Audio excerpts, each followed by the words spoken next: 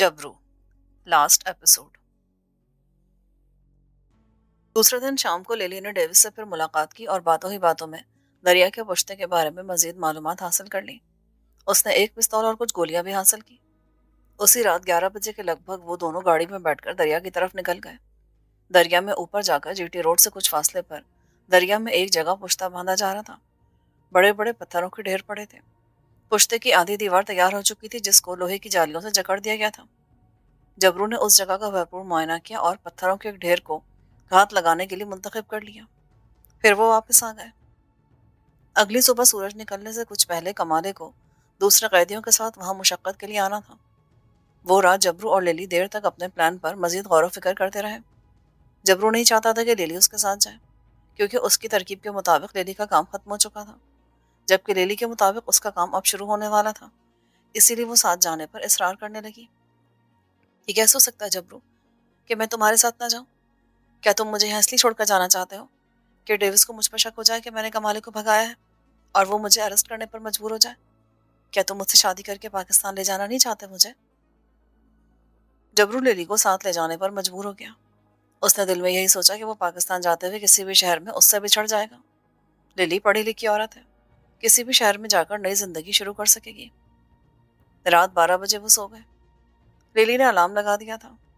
ठीक 3:45 बजे अलार्म बज उठा। दोनों जल्दी जल्दी तैयार हुए।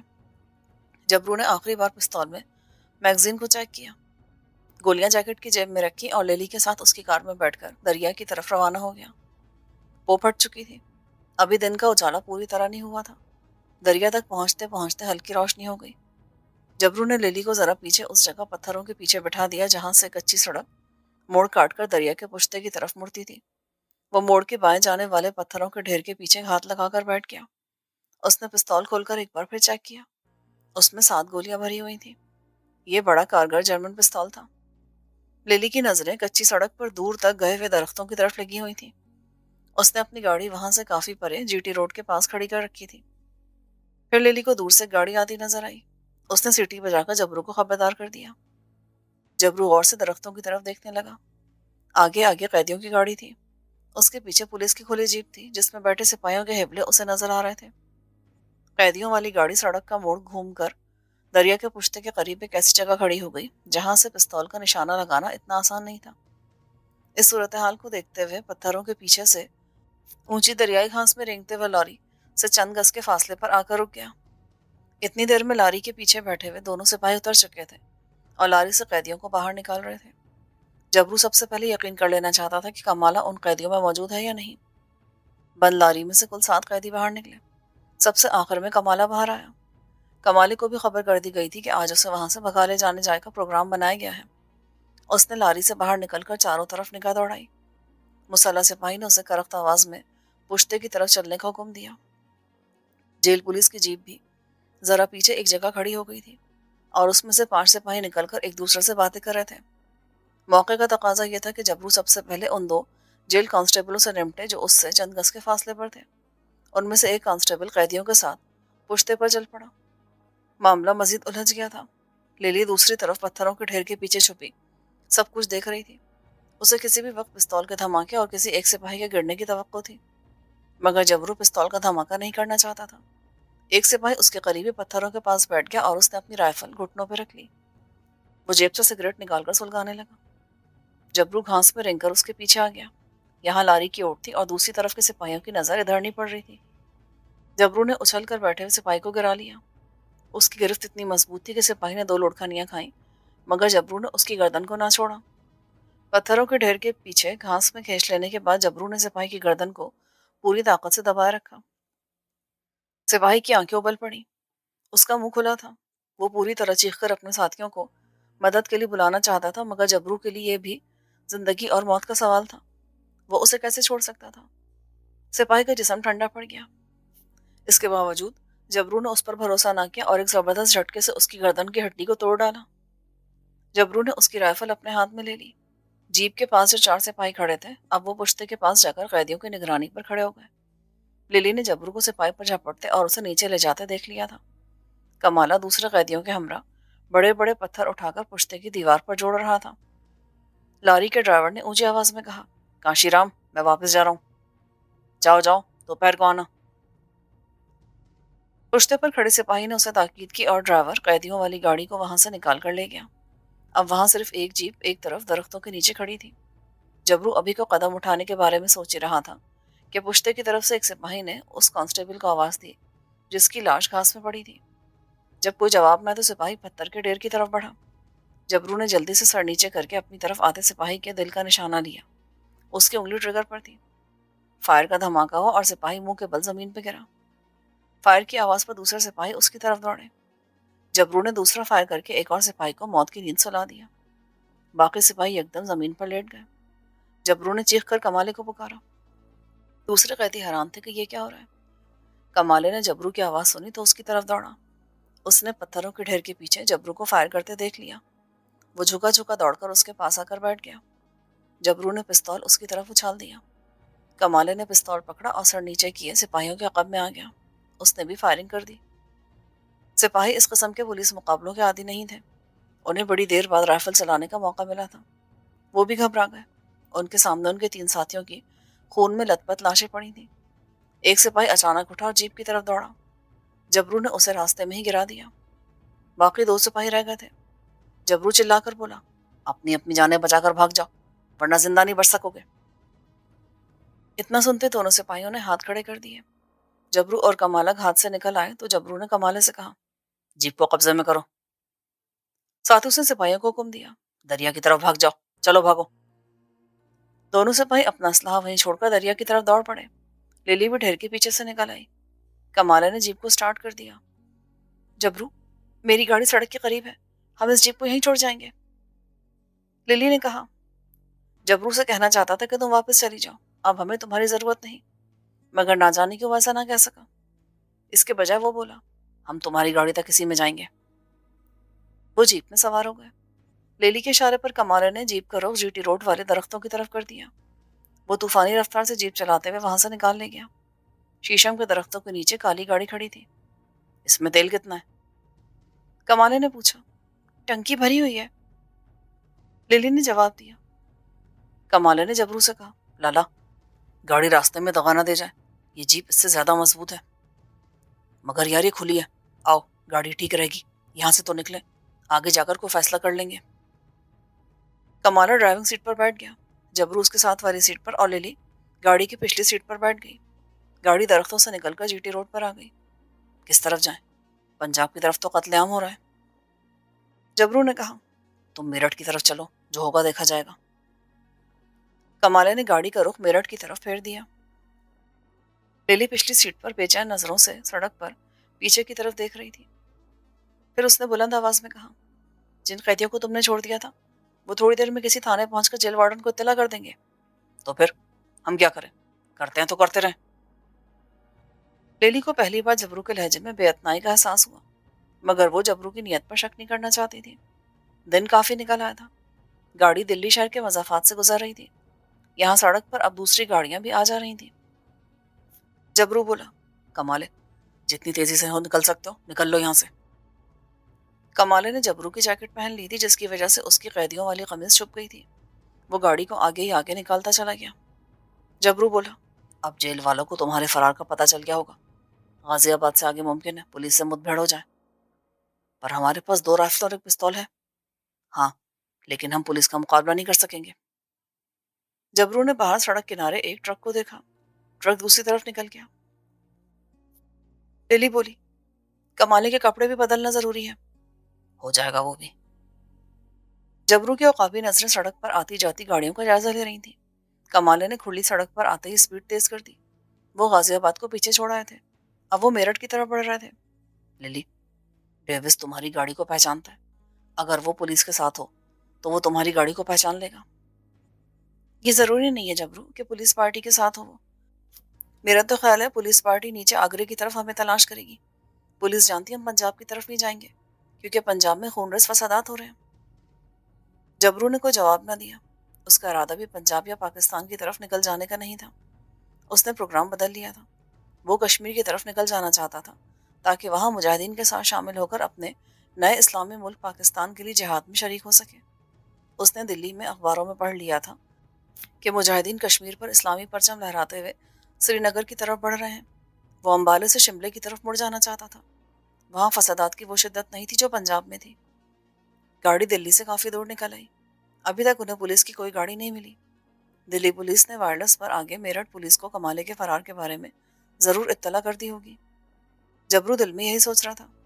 دلی پولیس نے میرٹھ والوں کو خبردار کر دیا تھا، مگر وہاں مسلم کش فسادات کی آگ بھڑکی ہوئی تھی، جس کی وجہ سے پولیس نے اس اطلاع کا کوئی خاص نوٹس نہیں لیا تھا۔ مسلمان کانسٹیبلوں سے ویسے ہی اسلحہ لے لیا گیا تھا۔ یہ حالات جبرو اور کمالے کے لیے سازگار تھے، چنانچہ وہ میرٹھ تک بغیر کسی رکاوٹ کے نکلتے چلے گئے۔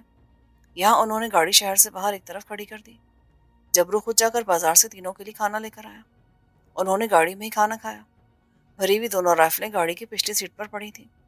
پستول جبرو کی جیب میں تھا۔ للی کو ابھی تک یہی معلوم تھا کہ وہ لوگ پاکستان جا رہے ہیں۔ جب راستے میں انہیں رات ہو گئی اور امبالہ چھاؤنی سے جبرو نے گاڑی کا رخ کالکا کی طرف موڑا تو للی چونکی۔ یہ تم کدھر جا رہے ہو جبرو؟ آگے پنجاب میں حالات خطرناک ہے۔ میرا ارادہ کشمیر کی طرف سے پاکستان میں داخل ہونے کا ہے۔ وہ خاموش ہو گئی۔ پنجاب میں واقعی حالات بہت خراب تھے۔ امبالہ سے کالکا جاتے ہوئے جب رات گہری ہو گئی تو کمالے نے کہا کہ یہاں ہمیں کسی جگہ رات بسر کرنی چاہیے۔ راستے میں وہ تینوں باری باری گاڑی چلاتے آئے تھے۔ جبرو کہنے لگا، رات تو پھر اسی گاڑی میں بسر ہوگی۔ للی گاڑی میں سو جائے گی۔ للی نے کچھ سوچ کر کہا، جبرو، کالکا میں گرجا گھر ہے، اس کے فادر میرے رشتہ دار ہیں، ان سے ہمیں مدد بھی مل سکتی ہے اور ہم وہاں رات بھی آرام سے گزار سکتے ہیں۔ جبرو نے کہا، اگر کسی طرح سے کمانے کے لیے دوسرے کپڑے مل جائیں تو یہی بہت ہوگا۔ للی کو جیسے اچانک یہ خیال آیا، جبرو، اگر تم پسند کرو تو تم دونوں کو پادریوں کا لباس گرجا گھر سے مل سکتا ہے۔ میرا مطلب ہے میں وہاں سے تم دونوں کے لیے پادریوں والے کپڑوں کا بندوبست کر سکتی ہوں۔ کمالا بولا، للی کا خیال بڑا اچھا ہے۔ پادریوں کے بھیس میں کوئی ہمیں پہچانے گا بھی نہیں اور ہم پر شک بھی نہیں ہوگا۔ جبرو بولا، مگر تم اپنے فادر سے کپڑے لوگی کیسے؟ میرا مطلب ہے ہمیں ان سے کیا کیا کر ملاؤ گی؟ للی نے اسٹرنگ خود سنبھال لیا۔ وہ کالکا کئی بار آ چکی تھی۔ رات کی 11 بجے وہ کالکا پہنچ گئے۔ گرجا گھر اس نیم پہاڑی چھوٹے سے صاف ستھرے شہر کے کنارے واقع تھا۔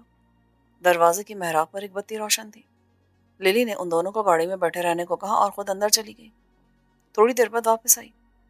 میں نے فادر کو بتا دیا کہ کمال ایک چھوٹے کیس میں قید کاٹ رہا تھا اور اسے جیل سے نکال کر لے جا رہے ہیں۔ میں فادر کے آگے جھوٹ نہیں بول سکتی۔ فادر بڑا رحم دل انسان ہے، وہ ہماری مدد کرنے پر تیار ہو گیا۔ میرے ساتھ اندر چلو۔ فادر واقعی بڑا مہربان اور کم سخن قسم کا نیک دل انسان تھا، مگر اس نے اتنا کہا، میرے بچوں، میں تمہاری مدد کرنے پر تیار ہوں، مگر تم یہاں زیادہ دیر نہیں ٹھہر سکو گے۔ وعدہ کرو کہ اگر خدا نہ کرے تم لوگ پکڑے گئے تو میرا نام کہیں نہیں لوگے۔ کمالے نے کہا، سر، ہم پاگل ہیں جو آپ کا نام لیں گے۔ وہ رات انہوں نے گرجا گھر میں گزاری۔ صبح صبح تینوں نے تھوڑا بہت ناشتہ کیا۔ فادر نے کمالے اور جبرو کو پادریوں والے لباس دیے۔ دونوں سیاہ کپڑوں میں بالکل پادری لگنے لگے۔ للی نے اپنا حلیہ بدلنے کی ضرورت محسوس نہیں کی۔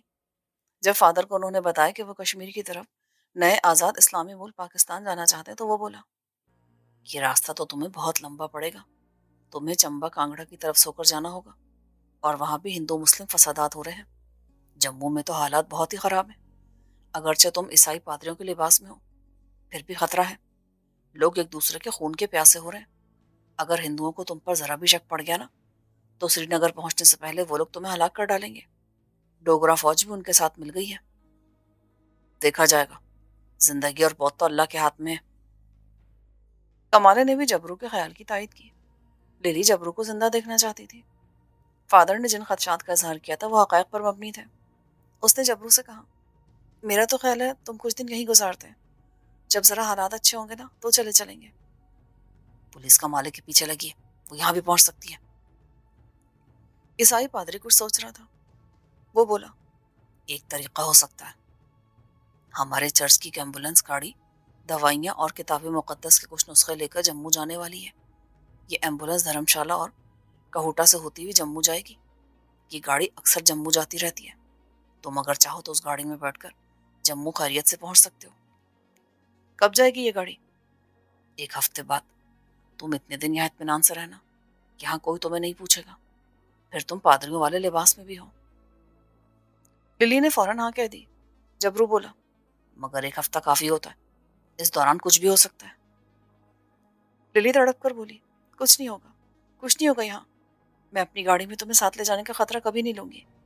ہندو سکھ تو مسلمانوں کی جان کے دشمن بنے ہیں، فادر ٹھیک کہتے ہیں، ہم 1 ہفتے بعد چرچ کی گاڑی میں جموں جائیں گے، یہ گاڑی بہت محفوظ ہوتی ہے، اسے کوئی نہیں پوچھتا، اس کے اوپر صلیب کا نشان بھی لگا ہوتا ہے۔ کمالا اور جبرو وہاں سے جلدی نکل جانا چاہتے تھے، مگر لیلی کی وجہ سے وہاں 1 ہفتہ رہنے پر مجبور ہو گئے۔ لیلی کو بڑی خوشی ہوئی، پادری صاحب نے کمالے اور جبرو کو چرچ کے عقبی احاطے میں ایک کوٹری دے دی۔ لیلی کے لیے انہوں نے کچن کے ساتھ والا چھوٹا سا سٹور خالی کرا دیا۔ کسی نہ کسی طرح انہوں نے 1 ہفتہ وہاں کاٹ لیا۔ ہفتے بعد امبالہ کینٹ سے چرچ کی گاڑی آ گئی۔ یہ ایمبولینس تھی، اس کے سامنے پیتل کی صلیب لگی ہوئی تھی، دونوں پہلوؤں پر ریڈ کراس کے نشان بھی تھے۔ اسے مکتی فوج کا ایک سرخ وردی والا عیسائی بوڑھا ڈرائیور چلا رہا تھا۔ فادر نے اسے کہا کہ تمہارے ساتھ 2 فادر اور ایک عورت بھی جموں جائے گی، یہ لوگ ہمارے مہمان ہیں، انہیں خیریت سے جموں پہنچا دینا۔ عیسائی ڈرائیور ادب سے بولا، فادر آپ بے فکر رہیں، میں آپ کے مہمانوں کو جموں پہنچا دوں گا۔ چرچ کی یہ گاڑی صبح صبح روانہ ہوئی۔ لیلی اگلی سیٹ پر ڈرائیور کے ساتھ بیٹھی تھی۔ جبرو اور کمالہ ایمبولینس کے اندر بیٹھ گئے۔ ایمبولینس میں مقدس کتاب کے 2 بنڈل اور دوائیوں کے 4 کھوکے بھی رکھ دیے گئے۔ لیلی نے فادر کا شکریہ ادا کیا۔ فادر نے انہیں دعا دی اور چرچ کی ایمبولینس دھرمشالے کی طرف روانہ ہو گئی۔ گاڑی کے اندر جبرو اور کمالہ اکیلے تھے۔ تب کمالہ نے جبرو سے پوچھا، لیلی کو ساتھ کیوں لے جا رہے ہو لالا؟ کیا تم اس سے شادی کرنا چاہتے ہو؟ کمالے، تم خوب جانتے ہو کہ ہم لوگ جس مقام پر پہنچ چکے ہیں وہاں شادیاں نہیں ہوا کرتی، تو پھر اسے واپس کیوں نہیں بھیجتے تھے؟ اب جبرو نے کمالے کو وہ ساری باتیں بیان کر دیں جو لیلی اور جبرو کے درمیان دلی میں ہوئی تھی۔ لیلی دل سے مجھے چاہتی ہے، اس کے مجھ پر بڑا احسان ہے، اس کا کوئی قصور بھی نہیں ہے، اب تم ہی بتاؤ میں اسے کیسے بیچ راستے میں چھوڑ دوں؟ پہلے میں نے یہ سوچا تھا کہ میں اسے کسی ایسی جگہ چھوڑ دوں گا، پر اب حوصلہ نہیں پڑ رہا۔ لالا، اس کا مطلب ہے کہ تم میں کمزوری آ گئی ہے۔ اب تو میں یہی کہوں گا کہ اسے جموں میں ہی کسی جگہ چھوڑ دیتے ہیں، یہ آگے چل کر ہمارے لیے مصیبت بن جائے گی۔ اگر ہم واقعی جہاد کشمیر میں حصہ لینے جا رہے ہیں تو لیلی کو کہاں سنبھالتے پھریں گے؟ جبرو نے کوئی جواب نہ دیا۔ ایمبولینس نیم پہاڑی میدان میں آگے آگے بڑھتی چلی جا رہی تھی۔ جبرو نے پستول اور 2 رائفلیں بھی اپنے ساتھ ایمبولینس میں چھپا کے رکھ لی تھی۔ رائفل کے کچھ راؤنڈز بھی تھے، پستول جبرو نے اپنے پاس رکھا تھا۔ کمال ہے، میں اس عورت سے محبت وغیرہ کچھ نہیں کرتا، مگر میں اسے دھوکہ بھی نہیں دینا چاہتا۔ سری نگر پہنچ کر میں اسے بتا دوں گا کہ میں شادی نہیں کر سکتا۔ اگر اس نے میرے ساتھ ہی رہنے کو کہا تو میں انکار نہیں کروں گا۔ وہ مسلمان ہو چکی ہے، ہمارے ساتھ جہاد کشمیر میں شریک ہو جائے گی۔ کمالہ کھڑکی کے شیشے میں سے باہر دیکھ رہا تھا۔ کپریل کی سرخ چھتوں والے کچھ مکان سڑک کے کنارے کنارے پیچھے کو گزر گئے۔ لالا، کیا دھرمشالہ آ گیا ہے؟ جبرو نے باہر نگاہیں دوڑائیں۔ پتہ نہیں، یہ علاقہ میں نے پہلے کبھی نہیں دیکھا، میں پہلے سیالکوٹ یا ہوشیارپور کی طرف سے جموں جاتا رہا ہوں۔ دوپہر کو ویگن ایک چھوٹے سے نیم پہاڑی قصبے میں رکی۔ ڈرائیور لیلی سے بولا، سسٹر، یہاں ہم کھانا کھائیں گے اور تھوڑی دیر آرام کریں گے۔ اس جگہ ہندو وشنو ہوٹل تھا۔ جبرو نے کھڑکی سے باہر دیکھا، پولیس کا کوئی آدمی اسے نظر نہ آیا۔ اتنے میں لیلی کھڑکی کے پاس آ کر بولی، ہم کھانا کھائیں گے۔ کمالہ سر کھجاتا نیچے اترا۔ لوگ ان کو کرسچن پادری سمجھ رہے تھے۔ انہوں نے چھوٹے سے دکان نما وشنو ہوٹل میں بیٹھ کر کھانا کھایا۔ کھانے کے فوراً بعد جبرو اور کمالہ ایمبولینس میں آ کر لیٹ گئے۔ کچھ دیر آرام کرنے کے بعد ڈرائیور گاڑی کو لے کر کٹھوا کی طرف روانہ ہو گیا۔ اسی طرح پہاڑی علاقے میں سفر کرتے کرتے یہ لوگ کٹھوا پہنچ گئے۔ یہاں پہلی بار جبرو کو ڈوگرا فوجی اور پولیس کے کچھ آدمی نظر آئے۔ یار کمالے، یہ ریاستی پولیس ہے، ان سب میں اتنا خطرہ نہیں۔ کمالے نے محسوس کیا کٹھوا شہر کی سڑکیں اور لاری اڈا ویران ویران ہے۔ لالا، گڑبڑ ہے یہاں، ڈوگرا فوجی جگہ جگہ کھڑے ہیں، اگر انہوں نے تلاشی لی تو رائفلیں برآمد ہو جائیں گی۔ دیکھا جائے گا، تم خاموشی سے بیٹھے رہو۔ چرچ کی گاڑی کٹھوا کے لاری اڈے کے باہر ایک طرف سڑک کنارے کھڑی تھی۔ لیلی نے ڈرائیور سے پوچھا کہ اس نے گاڑی یہاں کیوں کھڑی کی۔ وہ بولا، سسٹر، یہاں آگے جانے کی پرچی ملتی ہے اور گاڑی کو چیک بھی کیا جاتا ہے۔ لیلی پریشان ہو گئی۔ اتنے میں ایک ریاستی سپاہی کندھے پر رائفل لٹکائے گاڑی کی طرف آیا۔ وہ عیسائی ڈرائیور کو پہچانتا تھا۔ انہوں نے آپس میں دعا سلام کی۔ لیلی پاس ہی کھڑی تھی۔ ڈرائیور بولا، گرائیں جی، یہ سسٹر اور 2 پادری صاحب بھی ہمارے ساتھ ہیں۔ सिपाही ने गाड़ी में झांक कर देखा। जबरू और कमाला पादरियों के लिबास में सीट पर खामोश बैठे थे।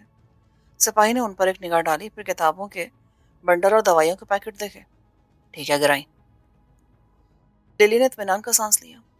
जबरू ने भी अपनी उस जेब से हाथ निकाल लिया जिसमें भरा हुआ पिस्तौल था। सिपाही ने पर्ची काटकर ड्राइवर को दी। ड्राइवर ने उसे 2 रुपए दिए और गाड़ी जम्मू की तरफ रवाना हो गई। ड्राइवर ने लिली से कहा, ये सिपाही कह रहा था कि जम्मू के अक्सर इलाकों में कर्फ्यू लगा हुआ है।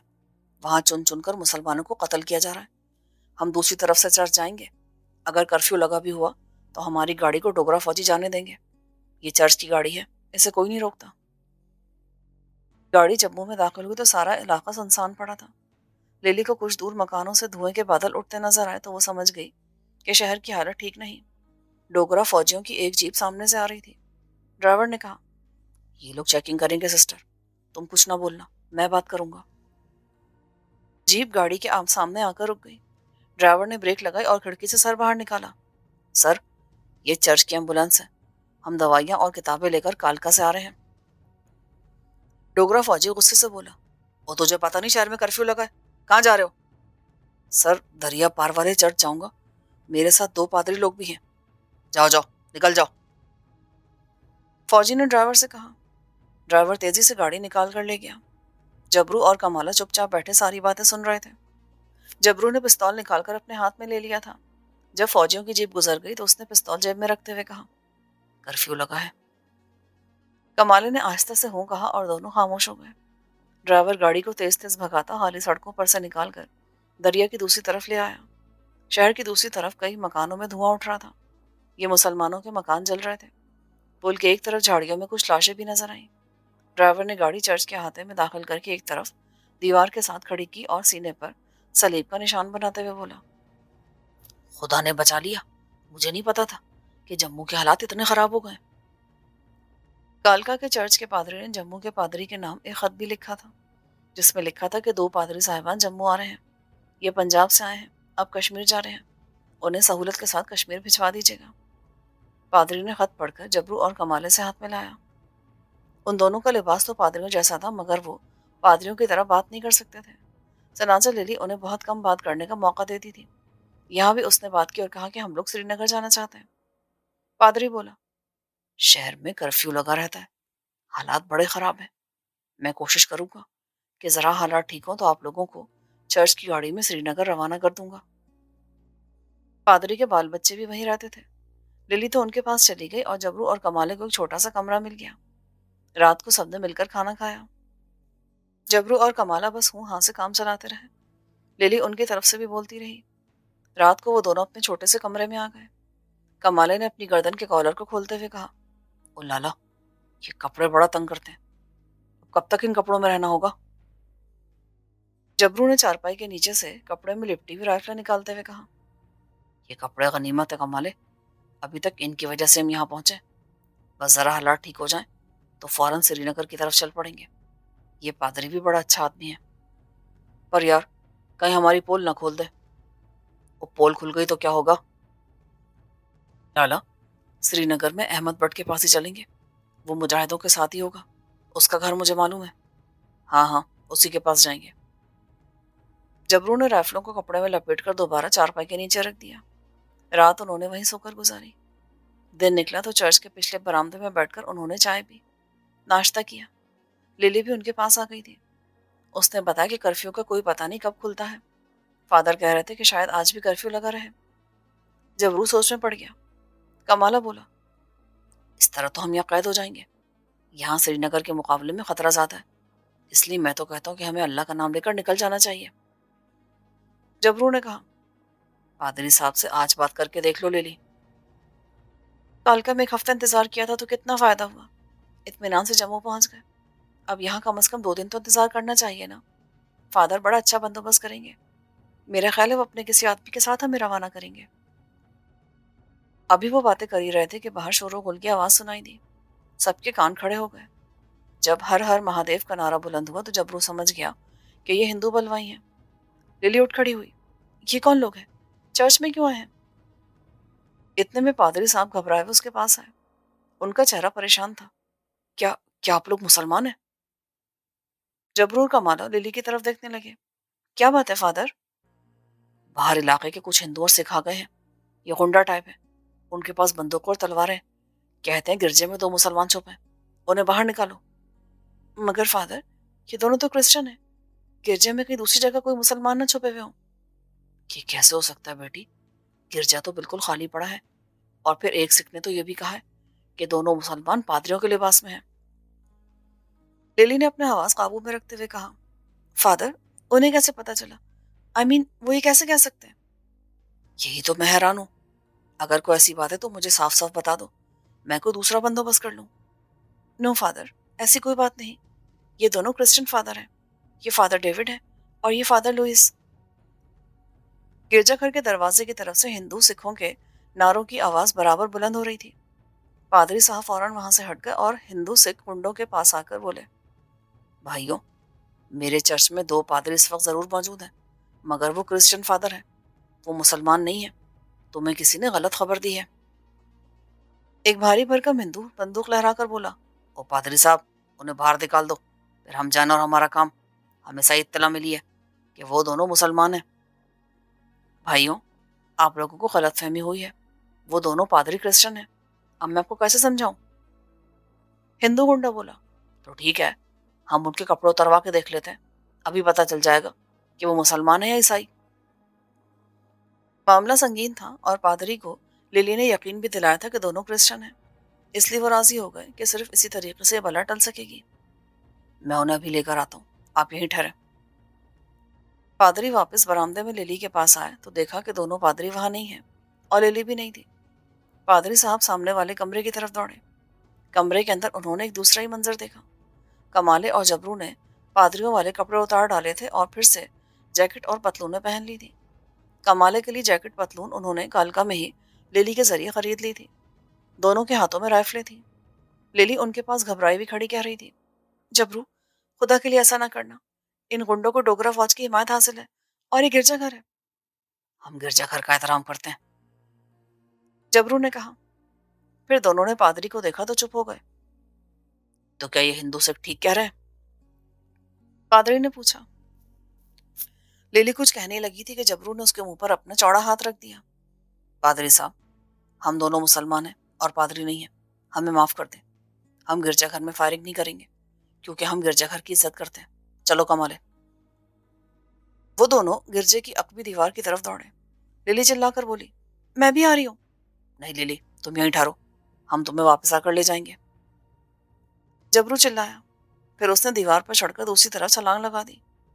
हिंदू गुंडों ने दोनों को भागते देख लिया और चीख कर बोले, भाग रहे साले मुस्लिम, खत्म कर दो उन्हें, पाकिस्तान बना दो इनका। ये आवाज जबरू और कमाले ने भी सुन ली। वो दौड़ कर सड़क पार कर रहे थे। सामने आमों का बाग था। गुंडे नारे लगाते उनके पीछे दौड़े। एक बंदूक का फायर भी हुआ। जबरू वहीं रुक गया। कमाले, कुत्ते की मौत नहीं मरेंगे हम। उसने ऊपर तले 3 फायर किए। उनमें से सिर्फ एक गोली खाली गई। 2 गोलियों ने 2 बलवाइयों को ढेर कर दिया। दूसरी तरफ से कमाले ने भी फायरिंग शुरू कर दी। बलवाइयों में भगदड़ मच गई। वो उल्टे पांव भाग खड़े हुए। जाते हुए अपने पीछे 6-7 बलवाइयों की तड़पती हुई लाशें छोड़ गए। उधर चलो, जबरू ने सामने की तरफ इशारा किया। दोनों दौड़ते हुए बाग में से निकलकर सामने वाले मैदान में दाखिल हुए। जबरू ने उस मैदान के पीछे मस्जिद का गुंबद और मीनार उभरता देख लिया था। ये मुसलमानों का मोहल्ला है, वहां महफूज होंगे। मैदान छोटा सा था।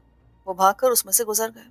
जिस मोहल्ले को वो मुसलमानों का मोहल्ला समझ रहे थे, वो मुसलमानों का मोहल्ला था जरूर, मगर अब वहां के गली कूचों में मुसलमानों की कटी हुई छलनी लाशों और बिखरे हुए सामान के सिवा कुछ ना था।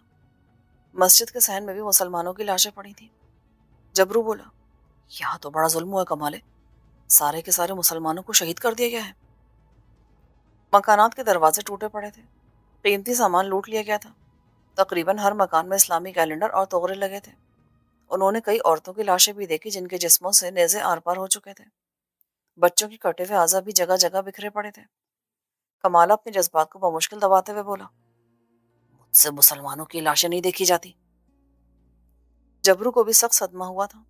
उसका चेहरा गुस्से से लाल हो रहा था और होंठ भींचे हुए थे। वो एक खाली मकान की छत पर आ गए। यहाँ बाजार का एक हिस्सा दिखाई दे रहा था जहाँ कुछ हिंदू सिख गुंडे डोगरा के साथ मकानों में से कीमती सामान निकाल रहे थे। ادھر جانا مناسب نہیں، پچھلی طرف سے نکلتے ہیں۔ کمالا بولا۔ وہ چھت پر سے دوسرے مکان کی چھت پر کود گئے۔ یہاں سے ایک زینہ نیچے صحن میں جاتا تھا۔ وہ صحن میں آئے تو انہیں ایک لڑکی اور ایک ادھیڑ عمر آدمی کی لاشیں چھپر کے نیچے پڑی نظر آئیں۔ دونوں کی گردنیں آدھی کٹی ہوئی تھیں۔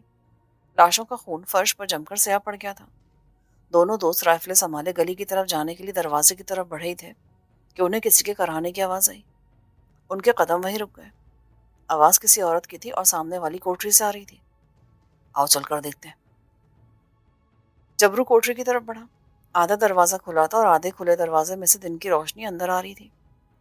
اس روشنی میں انہیں ایک عورت اس حالت میں چارپائی پر پڑی دکھائی دی کہ اس کے بال چارپائی سے نیچے لٹک رہے تھے۔ اس نے اپنے دونوں ہاتھ اپنے پیٹ پر رکھے تھے۔ چارپائی کے نیچے خون کا ایک چھوٹا سا تالاب بن گیا تھا۔ جبرو اور کمالا اس کی طرف لپکے۔ عورت کی سفید آنکھیں چھت کو ٹک ٹکی باندھے دیکھ رہی تھیں۔ اس کا پیٹ اوپر سے لے کے نیچے تک کھلا ہوا تھا اور انتڑیاں باہر نکلی ہوئی تھی۔ اس پر نزا کا آرم طاری تھا۔ عورت کراہتے ہوئے کلمہ پڑھنے کی کوشش کر رہی تھی۔ جبرو نے جلدی سے ایک چادر اٹھا کر عورت کے پیٹ پر ڈال دی۔ کمالا آہستہ سے بولا، میں اس کے لیے پانی لاتا ہوں۔ میں میں مر رہی ہوں، اب مجھ سے کیا ملے گا تمہیں؟ عورت نے کراہتی ہوئے آواز میں کہا۔ جبرو نے جھک کر عورت کے سر پہ ہاتھ رکھا اور گلوگیر آواز میں کہا، بہن ہم مسلمان ہیں۔ عورت نے اپنی سفید آنکھیں جبرو کی طرف پھیری۔ اس کے ہونٹ کپ کپانے لگے اور آنکھوں سے آنسو جاری ہو گئے۔ شاید یہ اس کی زندگی کے آخری آنسو تھے۔ اس نے کپ کپاتی آواز میں کہا، میرے خاوند نے چھت پر پاکستان کا جھنڈا لہرایا تھا، پھر انہوں نے حملہ، کسی کو نہ چھوڑا، میری ایک ہی لڑکی تھی۔ عورت کی آواز بلند ہو گئی۔ اس کی آنکھوں سے آنسو مسلسل بہہ رہے تھے۔ وہ کلمہ پڑھنے لگی۔ کمالا اور جبرو سوگوار چہروں کے ساتھ اس کی چارپائی کے قریب بیٹھے تھے۔ تم پاکستان جانا، میری چنی ساتھ لے جانا۔ عورت کی آواز ڈوبنے لگی۔ میری چنی پاکستان لے جا کے پاکستان کے کسی درخت پر لٹکا دینا، بس یہی میری آخری خواہش ہے۔ میں اپنے خاوند کے پاس جا رہی ہوں، وہ مجھے لینے آ گئے، وہ مجھے بلا رہے ہیں۔ سغرا، میں آ رہی ہوں دیے۔ عورت کے حلق سے بین کی آوازیں نکلنے لگی۔ وہ سسکیاں بھر کر رو رہی تھی۔ پھر اچانک وہ روتے روتے رک گئی۔ اس نے کلمہ شریف پڑھا اور اس کی گردن ڈھلک گئی۔ کمالے نے اس کے چہرے کو چادر سے ڈھانپ دیا۔ جبرو بولا، ہم اس کی آخری خواہش ضرور پوری کریں گے۔ اس کا دوپٹہ دیکھو، یہیں کہیں ہوگا۔ مسلمان شہید عورت کا سفید دوپٹہ چارپائی کی دوسری طرف فرش پر پڑا تھا۔ اس پر اس عورت کے خون کے چھینٹے تھے۔ جبرو نے دوپٹہ اٹھا اور اسے سمیٹ کر اپنی جیکٹ میں ڈال لیا۔ وہ کوٹری سے باہر نکلنے ہی لگے تھے کہ گلی والے دروازے میں شور ہوا اور ایک آدمی دوڑتا ہوا صحن میں آیا۔ وہ بلند آواز میں بولا، میں مسلمان ہوں، کافروں کے ہاتھ نہیں مروں گا۔ میں مسلمان ہوں، تم مجھے نہیں مار سکتے۔ پشت پر اس کے کپڑے سرخ تھے اور خون پڑنالے کی طرح بہہ رہا تھا۔ وہ اپنے جوش میں چھت کو جاتے زینے کی طرف بڑھا۔ پیچھے سے اس پر فائر ہوا۔ وہ منہ کے بل گرا۔ یہ فائر ایک ڈوگرا فوجی نے کیا تھا جو اس وقت صحن میں آ چکا تھا۔ جبرو اور کمالا کوٹری کے دروازے کی اوٹ میں تھے۔ جبرو اپنے اوپر قابو نہ رکھ سکا۔ اس نے رائفل اٹھائی۔ ڈوگرا مسلمان کی تڑپتی لاش کے سر پہ کھڑا تھا اور دوسرا فائر کرنے کی تیاری کر رہا تھا کہ جبرو نے یکے بعد دیگرے اس پہ 2 فائر کیے۔ دونوں گولیاں ڈوگرے کی پیٹھ میں لگی اور وہ ریت کی دیوار کی طرف وہیں ڈھیر ہو گیا۔ دوسرے 2 فوجی اور ہندو سے گنڈے اس کے پیچھے تھے۔ انہوں نے اپنے ساتھی کو گرتے دیکھا تو کوٹری کی طرف فائرنگ شروع کر دی۔ جبرو اور کمالے کے پاس زیادہ گولیاں نہیں تھیں۔ کمالے نے کہا، لالا میگزین کم ہے، فائر کرتے کرتے یہاں سے اوپر چھت پر نکل چلو۔ جبرو کو معلوم تھا کہ ڈوگرا فوجیوں کے پاس اسلحہ ختم نہیں ہوگا۔ ایک فوجی گلی والے دروازے کی اوٹ سے فائر کرتے ذرا سا نکل کے سامنے آیا تو اس نے فائر کیا اور اس سے پہلے کہ واپس اوٹ میں چھپتا، جبرو نے کوٹری کے اندر سے چھلانگ لگائی اور اس پر فائر جھونک دیا۔ ایک چیخ کے ساتھ ڈوگرا فوجی پیچھے کو گرا۔ کمالے اوپر کو دوڑو۔ دونوں صحن میں سے دوڑ کر سیڑھیاں چڑھ گئے۔ 2 ڈوگرا فوجی ان پر گولیاں برسا رہے تھے مگر دونوں دوست چھت پر چڑھنے میں کامیاب ہو گئے۔ دوسری طرف گلی اور بازار میں شور مچ گیا تھا۔ ڈوگرا فوجی ایک دوسرے کو پکار کر بلا رہے تھے۔ ایک جیپ کی آواز بھی آئی۔ کمالا اور جبرو چھتوں کو پھلانگتے ہوئے میدان میں اتر گئے۔ وہ گرجا کی طرف دوڑ رہے تھے کہ ایک جیپ پیچھے سے نمودار ہوئی۔ جیپ میں 2 ڈوگرا فوجی تھے۔ ایک جیپ چلا رہا تھا اور دوسرا جبرو اور کمالے پر فائر کر رہا تھا۔ جبرو نے اپنے آپ کو چھوٹے سے گڑھے میں گرا دیا۔ کمالے نے بھی گڑھے میں چھلانگ لگائی مگر اس کے ساتھ ہی وہ دوہرا ہو گیا اور جبرو کے پاس ایسے گرا جیسے کوئی بھاری پتھر گرتا ہے۔ گولی کمالے کی گردن میں سے گزر گئی تھی۔ اس کی آدھی گردن سرخ چیتھڑا بن چکی تھی۔ خون کا فوارہ اچھل رہا تھا۔ جبرو پاگل ہو گیا۔ جیپ گڑھے کے پاس آ کر رک گئی۔ جبرو سمجھ گیا تھا کہ کمالہ اس سے ہمیشہ کے لیے جدا ہو گیا ہے۔ ان کی دوستی آج ختم ہو گئی ہے۔ وہ دیوانہ وار نعرہ لگا کر گڑھے میں سے باہر نکلا اور جیپ کی طرف رائفل کا رخ کر کے اندھا دھند فائرنگ کرنے لگا۔ رائفل کے چیمبر میں 4 گولیاں تھیں۔ چاروں کی چاروں جبرو نے دونوں ڈوگرا فوجی کے سینے میں اتار دی۔ وہ جیپ میں ایک طرف لڑک گئے۔ جبرو نے ان کی لاشوں کو کھینچ کر نیچے پھینکا اور رائفل کے دستے کی ضربوں سے دونوں فوجیوں کی کھوپڑیاں کچل ڈالیں۔ پھر گڑھے میں سے کمالے کی لتھڑی ہوئی لاش کو نکال کر جیپ میں ڈالا۔ جیپ اسٹارٹ کے طوفانی رفتار سے اسے چلاتا ہوا گرجا گھر کے صحن میں لے آیا۔ لیلی نے جبرو کو جیپ میں دیکھا تو بھاگ کر باہر آ گئی۔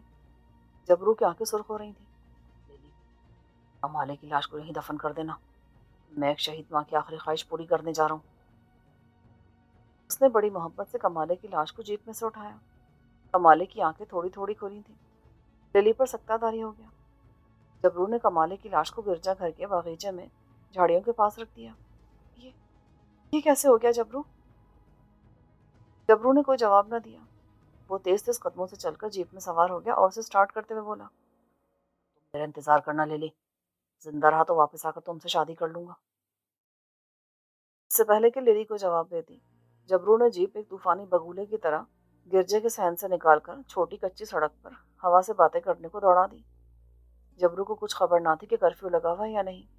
سڑک سنسان تھی۔ وہ ڈوگرا فوج کی جیپ میں تھا لیکن اس کے کپڑے فوجی نہیں تھے۔ کسی بھی جگہ اسے چیک کیا جا سکتا تھا اور بھاگنے کی صورت میں اس پر مشین گن کی بوچھاڑیں پڑ سکتی تھیں۔ جبرو کو حقیقت کا احساس تھا، مگر وہ جیپ بھگائے لیے چلا جا رہا تھا۔ جموں شہر کی اس سڑک سے وہ واقف تھا جو نیچے ترائی کے علاقوں سے ہوتی ہوئی سیالکوٹ نارووال کی طرف جاتی تھی، پاکستان کی طرف جاتی تھی۔ اس کی جیکٹ میں کچھ گولیاں ابھی باقی تھیں۔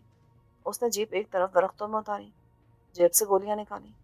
یہ 7 گولیوں کے راؤنڈ تھے۔ اس نے ایک راؤنڈ رائفل میں بھر لیا۔ پستول کمالے کی جیب میں ہی رہ گیا تھا۔ جبرو نے ارد گرد کا جائزہ لیا۔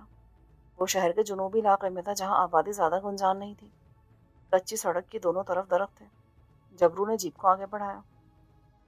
وہ سڑک کے کنارے کنارے جا رہا تھا۔ جیپ کی رفتار زیادہ نہیں تھی۔ اس نے اپنے ذہن میں ایک ترکیب سوچ لی تھی۔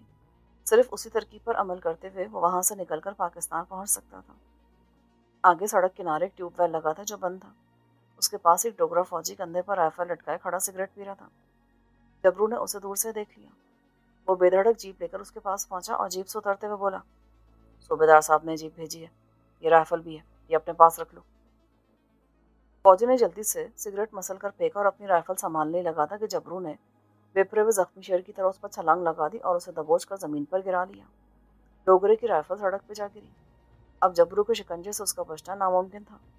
جبرو اسے 3 گنا طاقتور تھا۔ اس نے ڈوگرے کی گردن اس وقت چھوڑی جب وہ ختم ہو چکا تھا۔ جبرو اسے گھسیٹ کر جھاڑیوں کے پیچھے لے گیا اور اس کی فوجی وردی اتار کر خود پہنی۔ پتلون اسے ٹخنوں سے اوپر تھی اور خاکی بشرٹ بھی اسے تنگ تھی، مگر یہ وردی پہننا بہت ضروری تھا۔ شہید عورت کا خون آلود دوپٹہ جبرو نے بشرٹ کے اندر چھپا رکھا تھا۔ ڈوگرے فوجی کی کلقی والی ٹوپی اس نے اپنے سر پہ اوڑھ لی۔ پھر اس کی رائفل میں سے گولیاں نکال کر جیب میں رکھی اور جیپ میں بیٹھ کر کچی سڑک پر آگے چل پڑا جو دریا تووی کی طرف جاتی تھی۔ وہ اطمینان سے دریا کے پل کے پاس پہنچا۔ اس نے سڑک کنارے جیپ کو روکا۔ وہ پہلی بار جھجک رہا تھا۔ پل پر اگر ڈوگرا فوجیوں نے اس سے پوچھا کہ وہ کہاں جا رہا ہے اور اس کا کس بٹالین سے تعلق ہے تو جبرو نے کچھ بھی نہیں بتا سکتا تھا۔ اس کا مطلب یہ تھا کہ اسے فوراً گرفتار کر لیا جاتا۔ رائفل سے وہ 2-3 فوجیوں کو ہی مار سکتا تھا۔ وہ سوچنے لگا کہ وہ تیر کر دریا پار کرے۔ جموں شہر میں دریا تووی کا پارٹ زیادہ چوڑا نہیں تھا۔ وہاں سے دریا آسانی سے پار کیا جا سکتا تھا، مگر اس وقت ایک قباحت تھی۔ پل پر سے دیکھا جا سکتا تھا۔ اگر کسی ڈوگرا فوجی نے دیکھ لیا کہ ایک فوجی تیر کر دریا پار کر رہا ہے تو وہ ضرور اس کی مدد کو آئے گا، کیونکہ پل کے ہوتے ہوئے کسی فوجی کو دریا تیر کر پار کرنے کی کیا ضرورت ہے؟ اگر وہ فوجی کپڑے اتار کر ایسا کرتا ہے تب بھی دوسری طرف سے اسے کرفیو کی خلاف ورزی کے جرم میں پکڑا جا سکتا ہے۔ اس نے سوچا پل کے بہت پیچھے جا کر دریا پار کرنا چاہیے۔ وہ جیپ لے کر واپس مڑا اور دریا کے پیچھے کنارے کی طرف چلا گیا۔ کچھ کھیتوں میں سے گزرنے کے بعد کنارہ آ گیا۔ یہاں ایک طرف اونچے ٹیلے تھے جن پر مکان بنے ہوئے تھے۔ دریا کا کنارہ ڈھلانی تھا۔ پل کافی پیچھے رہ گیا تھا۔ جبرو نے جیپ کو جھاڑیوں میں کھڑا کر دیا۔ رائفل کو اپنی پشت پر ڈالا اور دریا میں اتر گیا۔ دریا کا پانی کافی ٹھنڈا تھا مگر وہ تیرنے لگا۔ پانی کا بہاؤ بھی یہاں سے تیز تھا۔ جبرو ایک ماہر تیراک تھا۔ اس نے اس سے بھی بڑے بڑے دریا تیر کر پار کیے تھے۔ وہ کوشش کر رہا تھا کہ پانی کا بہاؤ اسے پل کی طرف زیادہ آگے نہ لے جائے۔ اس کے باوجود دریا کی موجیں اسے ایک فرلانگ آگے لے گئیں۔ وہ جلدی سے دریا سے باہر نکل آیا۔ اب وہ جیپ سے ضرور محروم ہو گیا تھا مگر پل پر موجود فوجیوں کی چیکنگ کے خطرے سے بچ گیا تھا۔ دن ڈھلنا شروع ہو گیا تھا۔ جبرو نے ناشتے کے بعد سے کچھ نہیں کھایا تھا بلکہ اسے بھوک کا احساس ہی نہ تھا۔ دھوپ نکلی ہوئی تھی۔ وہ ایک بڑے پتھر کی اوٹ میں بیٹھ گیا۔ وہ شرٹ اتار کر نچوڑی، پھر شہید عورت کا دوپٹہ نکال کر اسے نچوڑا اور دھوپ میں ڈال دیا۔ جب کپڑے ذرا سوکھ گئے تو اس نے جیکٹ کے اوپر فوجی بشرٹ پھر پہن لی۔ عورت کا دوپٹہ جیکٹ کے اندرونی جیب میں ڈالا، رائفل پکڑی اور ڈھلان کی چڑھائی چڑھ کر اوپر سڑک پر آ گیا۔ یہاں سے ایک چھوٹا سا راستہ گلیوں سے ہوتا ہوا سامبا روڈ کی طرف جاتا تھا۔ کرفیو کی وجہ سے بازار اور گلیاں سنسان تھیں۔ اس کی گیلی وردی دیکھ کر اس پر شک ہو سکتا تھا، چنانچہ جبرو نے گلی جانے کا ارادہ ترک کر دیا کیونکہ گلیوں میں اس کی مد بھیڑ کسی فوجی سے ہو سکتی تھی۔ وہ اس سے بچنا چاہتا تھا۔ سڑک سے اترنے کے ساتھ وہ مکانوں کے پیچھے آ گیا جہاں سوکھا تالاب تھا۔ ایک راستہ ان مکانوں کے عقب سے ہوتا ہوا تالاب کے ساتھ ساتھ آگے جا کر پلٹن میدان سے مل گیا تھا۔ پلٹن میدان میں ہزاروں مسلمان اپنے مکانوں سے نکل کر پناہ لیے ہوئے تھے۔ وہ ایک طرح سے پناہ گزیر کیمپ سا بن گیا تھا اور کیمپ کھلا تھا۔ جموں کے یہ بچے کچے بے کس مسلمان قسم پرسی کی حالت میں کھلے آسمان تلے پڑے تھے۔ کیمپ کے سامنے کی جانب چارپائیوں پر 2-4 سپاہی بیٹھے حقہ پی رہے تھے۔ جبرو فوجی وردی میں تھا اس لیے سیدھا ان کے پاس چلا گیا۔ سپاہی جلدی سے اٹھ کھڑے ہوئے۔ جبرو نے تاکمانہ انداز میں پوچھا، یہ کیمپ کے مسلمان یہاں کیوں پڑے ہیں؟ حضور، کل صبح ان کا قافلہ پاکستان چلا جائے گا۔ ان کے ساتھ تمہارا کوئی آدمی جائے گا؟ حضور، ہمیں جانے کی کیا ضرورت ہے؟ اپنے آپ ہی گرتے پڑتے پہنچ جائیں گے پاکستان۔ دوسرا سپاہی ہنس کر بولا، سامبا پار کریں گے تو پاکستان پہنچیں گے نا۔ سامبے میں کیا ہے؟ جبرو نے پوچھا۔ جواب میں اس سپاہی نے دبی زبان میں بتایا کہ سامبا میں ہندو سکھ قافلے پر حملہ کرنے کی تیاری کر رہے ہیں۔ ٹھیک ہے، تم لوگ ادھر بیٹھ کر پہرا دو، یہاں حملہ نہیں ہونا چاہیے، ہماری بدنامی ہوگی۔ یس سر۔ سپاہی چوکس ہو کر کھڑے ہو گئے۔ جبرو کیمپ کی دوسری جانب چلا آیا۔ یہاں مسلمان بچے، عورتیں، بوڑھے جوان سب سہمے بیٹھے تھے۔ کسی کے پاس کوئی سامان نہیں تھا۔ ان میں سے کئی زخمی تھے۔ کوئی ایسا نہیں تھا جس کا کوئی نہ کوئی آدمی یا عورت شہر میں شہید نہ کیا گیا ہو اور جس کی لاش شہر کے کسی مکان میں نہ پڑی ہو۔ یہ مسلمان مہاجرین ڈری ڈری نظروں سے جبرو کو تکنے لگے۔ جبرو نے محسوس کیا کہ اگر سامبا میں اس قافلے پر حملہ ہوا تو یہ نہتے مسلمان مرد، عورتیں اور بچے بھیڑ بکریوں کی طرح مارے جائیں گے۔ اس کے پاس صرف ایک رائفل تھی۔ اسے مشین گن یا اسٹین گن کی ضرورت تھی، مگر یہ چیزیں اس کو کہاں سے مل سکتی تھیں؟ اس نے مہاجرین کے ساتھ ہی پاکستان پہنچنے کا فیصلہ کر لیا۔ وہ کیمپ سے دور ہٹ کر ایک درخت کے نیچے بیٹھ گیا۔ سامنے چھوٹی سڑک تھی۔ اس کی کچھ سمجھ میں نہیں آ رہا تھا کہ وہ اسلحہ کہاں سے حاصل کرے۔ رات اسی طرح گزر گئی۔ صبح قافلہ پاکستان کی طرف روانہ ہو گیا۔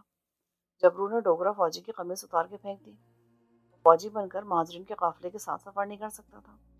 اب وہ ایک مسلمان مہاجر کی طرح سفر کر رہا تھا۔ اس کے پاس صرف ایک رائفل تھی جس میں میگزین بھرا ہوا تھا۔ قافلہ کافی لمبا تھا۔ سب سہمے ہوئے تھے۔ پاکستان دور تھا اور سامبے پر حملے کی خبر نے سب پر خوف طاری کر دیا تھا۔ سامبا آیا اور گزر گیا۔ لوگوں نے اطمینان کا سانس لیا۔ وہ ابھی قافلہ سڑک پر کچھ ہی دور گیا تھا کہ گولیوں کی آوازیں آنے لگی۔ گھبرا کر کچھ لوگ کھیتوں کی طرف بھاگے۔ وہ پھر واپس نہ آ سکے۔ جبرو ایک بیل گاڑی کے پیچھے رائفل لے کر بیٹھ گیا۔ درختوں کے پیچھے سے منہ پر ڈھانٹے باندھے ہوئے بلوائی ہاتھوں میں تلواریں، نیزے اور بندوقوں کے نعرے لگاتے نکلے۔ جبرو نے گنڈے کو زد میں لے کر فائر کر دیا۔ وہ گرا، پھر دوسرے کو گرا دیا۔ قافلے کی طرف سے گولیوں کی آواز اور اپنے آدمیوں کو گرتے دیکھ کر ہندو سکھ بلوائی میں بھگدڑ سی مچ گئی۔ اس کے باوجود آگے کی طرف سے انہوں نے کئی مسلمانوں کو شہید کر دیا اور بھاگ گئے۔ جبرو کے پاس چند ایک گولیاں ہی باقی رہ گئی تھیں۔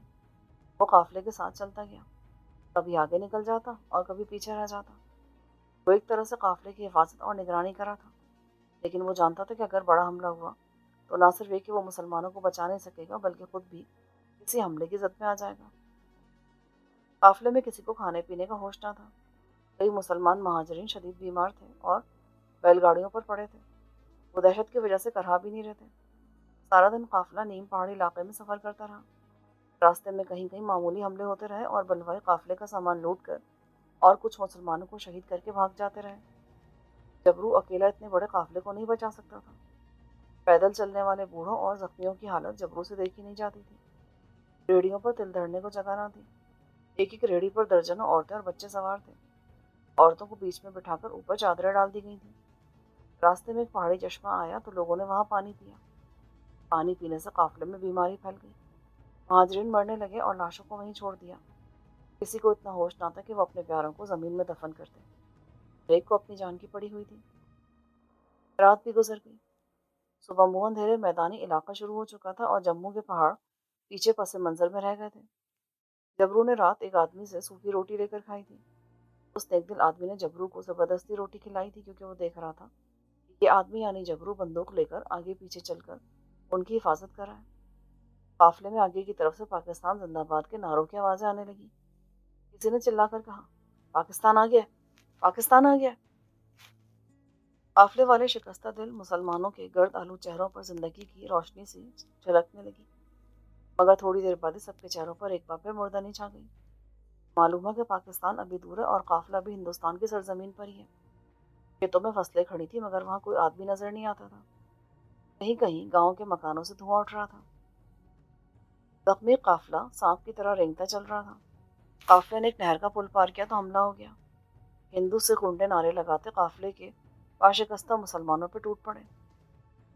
جبرو نے رائفل پکڑی اور اس طرف کو دوڑا کہ جہاں تک ہو سکے مسلمانوں کو بچا لے۔ اس کی رائفل میں صرف 4-5 گولیاں ہی تھیں۔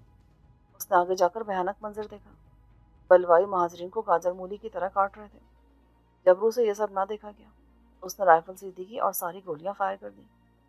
گنڈوں نے قافلے میں سے فائر آتے دیکھا تو ان کے قدم اکھڑے، مگر ایک ہندو بلوائی نے جبرو کو فائر کرتے دیکھ لیا تھا۔ اس کے پاس بھی رائفل تھی۔ اس نے جبرو پر فائر کیا۔ نشانہ اتنی مہارت سے نہیں لیا گیا مگر گولی جبرو کے پیٹ میں ناف کے اوپر لگی اور کمر میں شگاف ڈالتی نکل گئی۔ جبرو گر پڑا۔ اس کے پیٹ سے خون ابلنے لگا۔ اس نے پیٹ کے سوراخ کو دونوں ہاتھوں سے دبائے رکھا مگر کمر سے خون پڑنالے کی طرح بہہ رہا تھا۔ اس سے پہلے شدید درد محسوس ہوا، پھر اس درد کا احساس ختم ہو گیا۔ اس کے جسم میں جیسے آگ سی لگ گئی تھی۔ اسے شدید پیاس محسوس ہو رہی تھی۔ ایک ادھیڑ عمر شخص نے جبرو کو اٹھانے کی کوشش کی لیکن وہ اسے اٹھا نہ سکا۔ قافلے کے حصے کے لوگ جبرو کو دیکھ چکے تھے کہ وہ اپنی جان کی پرواہ نہ کرتے ہوئے ان کی حفاظت کرتا رہا ہے۔ دو نوجوان آگے بڑھے۔ انہوں نے جبرو کے زخم پر کپڑا لپیٹا اور اسے اٹھا کر ریڑے پر ڈال دیا۔ قافلہ آہستہ آہستہ دوبارہ اپنی منزل کی طرف چل پڑا۔ جبرو نے اشارے سے پانی مانگا۔ کوئی مٹی کی سراہی لے آیا۔ اس میں سے پانی جبرو کے حلق میں ڈالا گیا لیکن سارا پانی جبرو کے پیٹ کے زخم میں سے بہہ کر اوپر بندھے ہوئے کپڑے میں خون کے ساتھ شامل ہو گیا۔ جبرو کی آنکھیں کھلی تھیں۔ اس کے اوپر آسمان تھا، سیسے کی طرح تپتا ہوا سفید آسمان۔ جبرو نے للی کو دیکھا۔ وہ گرجا گھر کے دروازے پر کھڑی اسے اپنے پاس بلا رہی تھی۔ پھر وہ بے ہوش ہو گیا۔ جب اسے ہوش آیا تو اس کے کانوں میں پاکستان زندہ باد، نعرہ تکبیر، اللہ اکبر کے نعروں کی آوازیں پڑی۔ ایک آدمی نے اس کے کان کے پاس منہ لا کر کہا، پاکستان آ گیا ہے، بالکل ٹھیک ہو جاؤ گے۔ جبرو کے جسم میں کوئی حرکت نہ ہوئی۔ اسے اپنے جسم میں برف جیسی ٹھنڈک سی اترتی محسوس ہو رہی تھی۔ وہ اپنا نچلا دھڑ بالکل نہیں ہلا سکتا تھا۔ جبرو نے اپنی انگلیوں کو پھیلایا۔ ابھی وہ زندہ تھا۔ اس نے آہستہ سے ہاتھ اٹھا کر اپنے پاس بیٹھے ہوئے آدمی کا بازو پکڑ لیا۔ وہ ایک نوجوان لڑکا تھا۔ اس کے بالوں میں گرد جمی تھی۔ پاکستان پہنچ جانے کی خوشی میں چہرہ چمک رہا تھا۔ اس نے جبرو کے قریب منہ لا کر پوچھا، پاکستان میں کہاں جاؤ گے؟ جبرو نے بڑی مشکل سے اپنی ساری طاقت زبان میں جمع کی اور بولا، امانت پاکستان پہنچا دو گے؟ کون سی امانت؟ مگر تم تو ٹھیک ہو جاؤ گے۔ بالکل ٹھیک، میں تمہیں خود اسپتال لے کر جاؤں گا۔ جبرو نے محسوس کیا کہ اس کا صرف ہاتھ ہی کام کر رہا ہے۔ دوسرا بازو اپنی جگہ پر جیسے پتھر کا بن چکا تھا۔ جبرو نے سیدھے ہاتھ کو اپنے خون آلو جیکٹ کے اندرونی جیب میں ڈالا اور جموں کی شہید ماں کا گچھا سا بنا ہوا میلا خون آلو دوپٹہ نکال کر نوجوان کو دیا۔ جب پاکستان آئے تو اسے کسی درخت پر لٹکا دینا۔ نوجوان نے دوپٹہ لے کر کھولا اور پھر بولا، یہ کیا ہے بھائی؟ جب پاکستان آئے تو اسے کسی درخت پہ لٹکا دینا۔ ٹھیک ہے، میں اسے لٹکا دوں گا۔ پاکستان زندہ باد، پاکستان زندہ باد، قائد اعظم زندہ باد۔ نعروں سے فضا گونج اٹھی۔ مسلم لیگ کے رضاکار اور پاک فوج کے کچھ سپاہی خوراک اور فرسٹ ایڈ کا سامان لے کر قافلے کے زخمیوں کو سنبھال رہے تھے۔ لوگوں میں چنے، روٹیاں اور پانی تقسیم کر رہے تھے۔ قافلہ پاکستان کی سرحد میں داخل ہو چکا تھا۔ نوجوان نے دونوں بازو اوپر اٹھا کر پوری آواز سے نعرہ لگایا، پاکستان زندہ باد! پھر وہ جبرو کی طرف متوجہ ہو کر بولا، پاکستان آ گیا ہے، میں تمہارے لیے پانی لاتا ہوں، تم کہاں جاؤ گے؟ جبرو نے کوئی جواب نہ دیا۔ نوجوان نے جبرو کے دل پر ہاتھ رکھا اور اسے آہستہ سے ہلا کر کہا، فکر نہ کرو، تم ٹھیک ہو جاؤ گے۔ جبرو نے اس بار بھی کوئی جواب نہ دیا۔ اس کی روح اب سے انصری سے پرواز کر چکی تھی۔ نوجوان نے جبرو کی لاش کو وہیں ریڑے پر پڑا رہنے دیا اور خود دوسرے لوگوں کے ساتھ مہاجر کیمپ کی طرف بڑھا۔ اچانک اسے اس دوپٹے کا خیال آیا جو مرنے والے نے اسے دیا تھا۔ نوجوان کی بائیں طرف ٹہلی کا ایک درخت تھا۔ وہ درخت پر چڑھا اور اس کی ٹہنی پر دوپٹہ باندھ دیا۔ ہوا آئی اور شہید ماں کا خون آلود دوپٹہ لہرانے لگا۔ اس کے اوپر والی ٹہنی پر پاکستان کا ہلالی پرچم بھی لہرا رہا تھا، زندہ و پائندہ پرچم۔ اس کے ساتھ اس کہانی کا اختتام ہوتا ہے۔ آپ کو جبرو کی کہانی کیسی لگی مجھے کامنٹ کر کے ضرور بتائیے گا۔